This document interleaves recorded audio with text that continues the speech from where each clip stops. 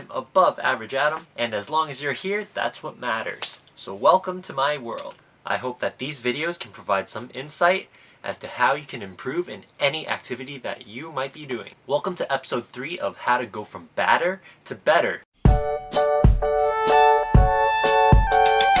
Today we're going to revisit a little bit of episode 1 and 2, and we're going to talk about how you can be even more prepared. So as I've said before, preparation is key to anything.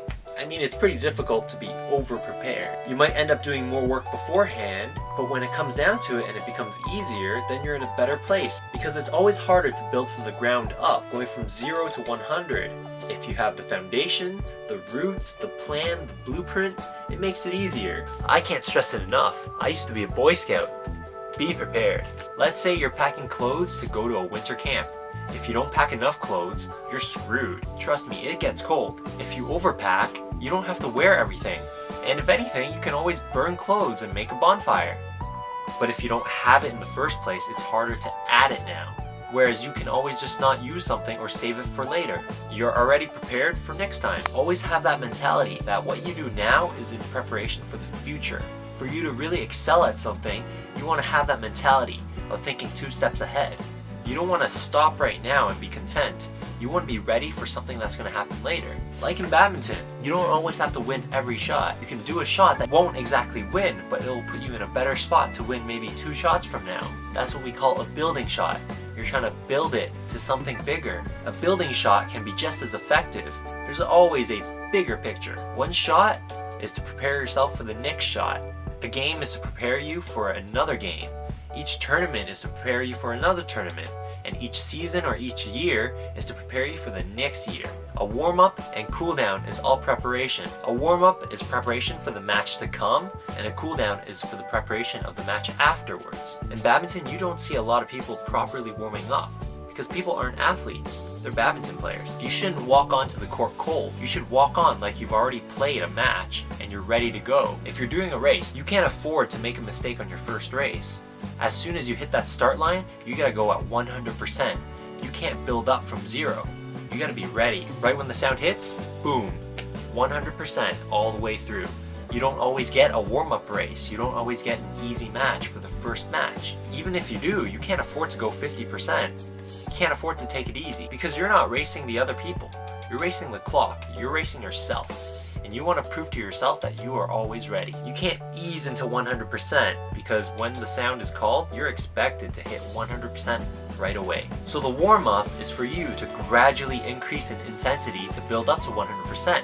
So when the activity comes, you can go right away. A lot of people don't use their warm-up effectively. I mean, you can't expect to go 100% right away, so you gotta build up. Some people come in and try to win the warm-up, but why? Winning the warm-up doesn't really count. You gotta save some for the game. You gotta start a little slower and build it up in that short amount of time and get to 100%. So when the game comes, you're ready to go right away. Now in badminton, sometimes you only get 3 minutes on court. That means you won't get your body completely warmed up. Off the court, before your match, you gotta really prepare yourself. Before the game starts, you wanna warm up your mind and your feet so that you don't have to worry about getting your body warm and you worry about getting your shots. And when you get the chance to go onto court right before your match, that's your chance to warm up your shots. You don't want to have to think about anything else but those shots because that's your only 3 minutes to do so. Even if you're just doing homework, rereading the instructions is a good warm-up into going to the exercises because you want to practice what you're going to be doing. You're not going to be practicing a football warm-up to play a volleyball game. You're not going to be doing a volleyball warm-up to play basketball. You want to do things that imitate the thing that you're going to do. Now in physical activity, a general thing that you could use is stretching. I wish I was more flexible because I prepared myself as a kid. But because I didn't, I don't have that same flexibility as some people might have. Now, stretching is widely debated, but there are basically 3 different types of stretching. There's dynamic stretching, static stretching, and ballistic stretching. A dynamic stretch means that you are stretching with movement. I believe that dynamic stretching is great for warm-ups. It gets your blood flowing, you're using your full range of movement while you're relaxing your muscles. In my opinion, a dynamic stretch is probably the best way for you to warm up for any type of physical activity.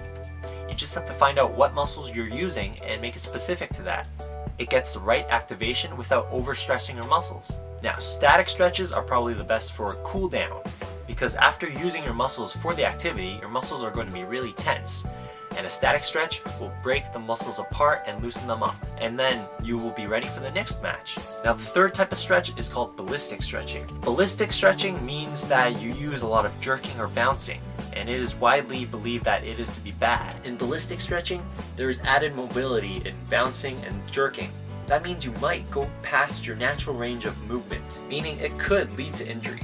Now, I'm not going to say for sure that ballistic stretching is bad, but it might be more specific to increasing your agility or flexibility. It would be more for training purposes if you really want to increase your flexibility, not to prepare you right before an event. If you have any questions, concerns, or suggestions, please feel free to leave them in the comment box below. Whether you play badminton or some other sport or perform in the arts, let me know if these videos have helped you in any way possible. Remember, it doesn't matter what you do, but whatever you do, prepare to do it at your best.